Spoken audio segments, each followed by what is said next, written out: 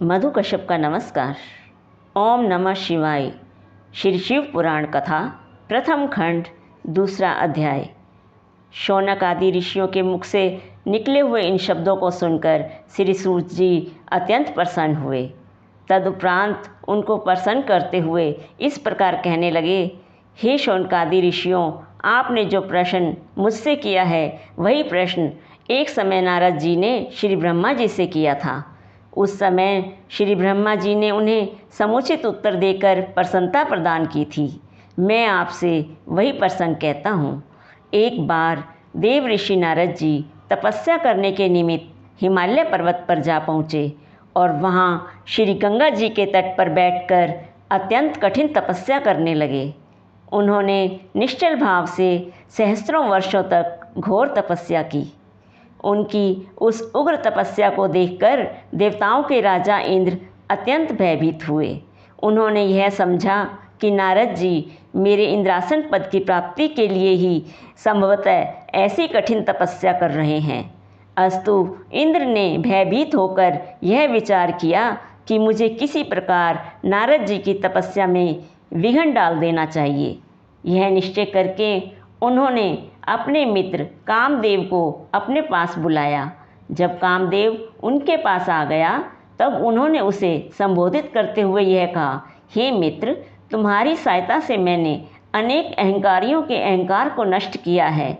उस समय देव ऋषि नारद जी हिमालय पर्वत पर बैठे हुए शिव जी की तपस्या कर रहे हैं। मुझे भय है कि कहीं वे अपनी तपस्या द्वारा मेरे इंद्रासन को न छीन लें। अतः तुम कोई ऐसा उपाय करो जिससे नारद जी की तपस्या भंग हो जाए। सूत जी बोले, हे ऋषियों, इंद्र के मुख से निकले हुए इन शब्दों को सुनकर कामदेव ने उन्हें मनोकामना सिद्धि का विश्वास दिलाते हुए नारद जी पर विजय पाने के हेतु अपनी संपूर्ण सेना को तैयार किया। तदुपरांत उसने नारद जी के समीप पहुंचकर वहां चारों ओर अपनी माया फैला दी। कामदेव के प्रभाव के कारण उस निर्जल स्थान में भी अनेकों प्रकार के पुष्प खिल उठे एवं कोकिल आदि पक्षी अपनी मीठी बोली से सबका ध्यान अपनी ओर आकर्षित करने लगे। हृदय में कामदेव को जगाने वाली तीनों प्रकार की शीतल मंद सुगंध वायु बहने लगी। अपनी उस विजयनी सेना को देखकर कामदेव के हृदय में अत्यंत प्रसन्नता हुई। वह अपनी शक्ति भर जो कुछ भी कर सकता था उसे कर चुका, परंतु उसके कृत्यों से नारद जी का मन तनिक भी विचलित नहीं हुआ। हे ऋषियों, नारद जी का मन विचलित न होने का जो कारण था उसे मैं आपको सुनाता हूँ। कारण केवल यही था कि जिस स्थान पर नारद जी बैठे हुए तपस्या कर रहे थे उसी स्थान पर एक बार पहले सदाशिव ने कामदेव को जलाकर भस्म कर दिया था। तदुपरांत उसे जीवित होने का वर देकर यह कहा था कि अन्य स्थानों पर तेरा प्रभाव भले ही हो, परंतु इस स्थान पर कभी कोई प्रभाव नहीं हो सकेगा। यही कारण था कि जिससे कामदेव निराश एवं लज्जित होकर इंद्र के पास लौट गया और उन्हें अपने निष्फल मनोरथ होने का सब वृत्तांत कह सुनाया। कामदेव की बात सुनकर देवराज इंद्र की सभा के संपूर्ण सभासद नारद जी की स्तुति एवं प्रशंसा करने लगे।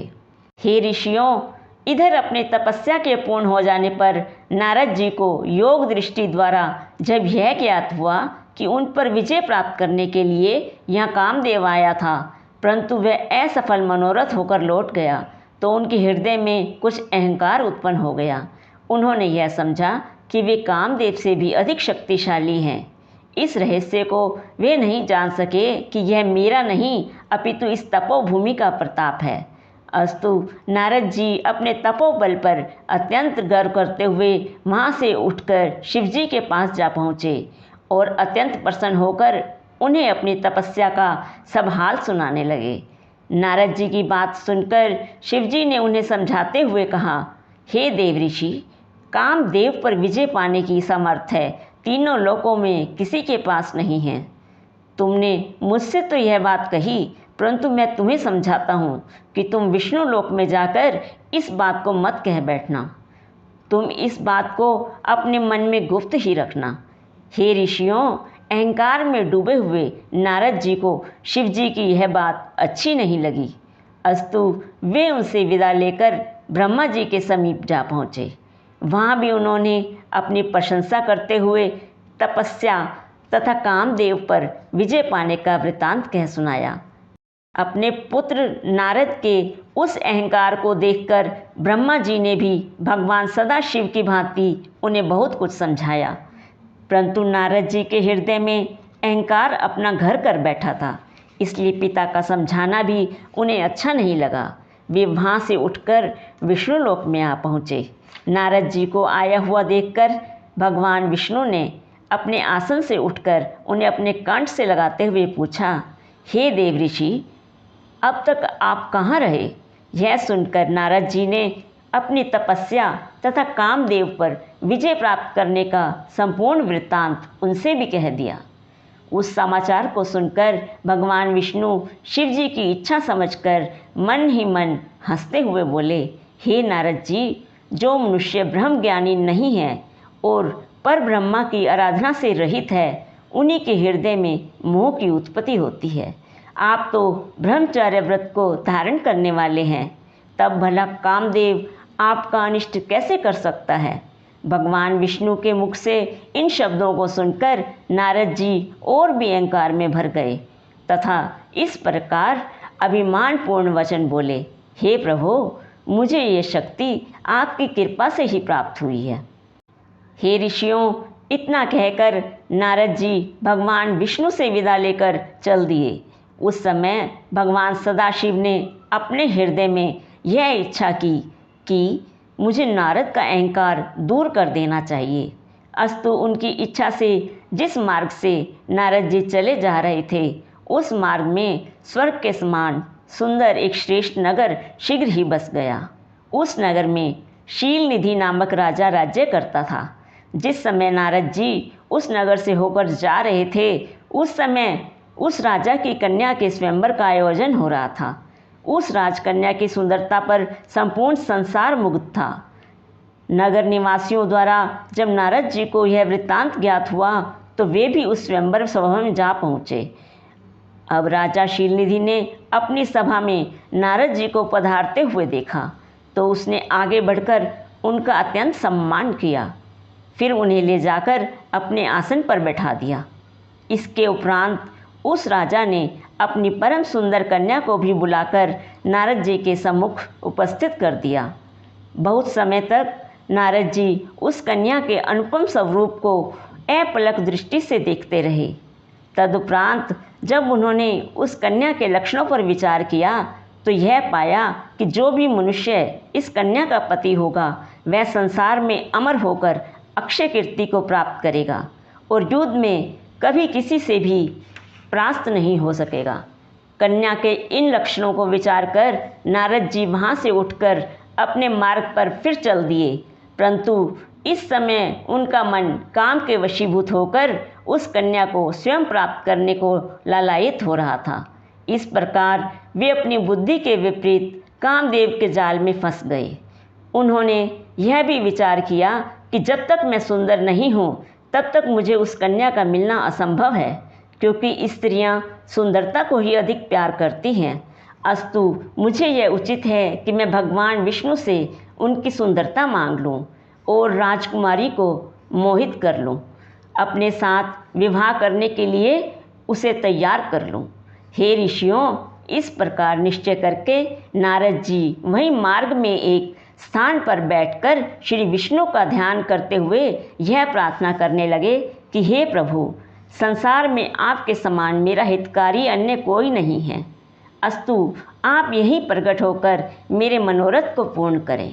नारद जी की इस प्रार्थना को सुनकर श्री विष्णु इसी स्थान पर प्रकट हो गए।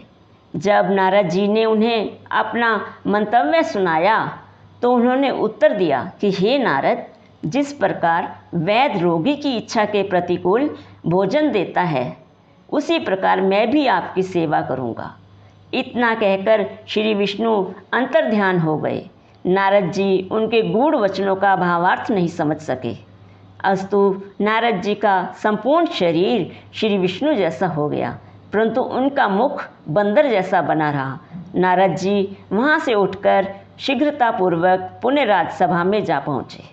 नारद जी बारंबार उचकते हुए मन ही मन यह विचार करके प्रसन्न होने लगे कि अब राजकन्या मुझे छोड़कर अन्य किसी को वरण नहीं करेगी। उस सभा में नारद जी के इस नए स्वरूप को कोई देख नहीं सका, अतः सबने उन्हें नारद समझकर ही प्रणाम किया। भगवान सदाशिव के दो गण भी ब्राह्मण का रूप धारण किए हुए बैठे थे। उन दोनों से यह रहस्य छिपा न रह सका। अस्तु वे दोनों नारद जी के पास जाकर बैठ गए। उन्होंने मुस्कुराते हुए नारद जी से कहा, हे मुनिश्रेष्ठ, आपको तो भगवान विष्णु ने अत्यंत सुंदर रूप प्रदान कर दिया है। अब भला राजकन्या आपको छोड़कर अन्य किसी को क्यों स्वीकार करेगी? सूत जी ने कहा, हे शौनकादि ऋषियों, इसी बीच वह राजकन्या भी स्वयंवर सभा में आ पहुंची। जब उसने नारद जी के उस भयानक स्वरूप को देखा तो वह अपने मन में अत्यंत अप्रसन्न और मुंह फेर कर दूसरी पंक्ति में अपने योग्य पति को ढूंढने लगी। इधर नारद जी की यह दशा थी कि वे बारंबार उचक उचक कर चारों ओर से उस राजकन्या के समीप पहुंचने का प्रयत्न करते थे। शिव जी के वे दोनों गण नारद जी की इसी दशा को देखकर परस्पर और अधिक हास्य कर उठे। ठीक उसी समय भगवान विष्णु उस सभा में आ पहुँचे। उन्हें देखते ही राजकन्या ने प्रसन्न होकर उनके गले में वरमाला डाल दी। यह देखकर अन्य सब राजा तो निराश हुए ही, देव ऋषि नारद जी अत्यंत विह्वल हो गए। उस समय उन दोनों शिवगणों ने नारद जी से यह कहा, हे मुनिराज, आप इतने दुखी क्यों होते हैं? कृपा कर अपने मुख को किसी दर्पण में तो देख लीजिए। ओम नमः शिवाय।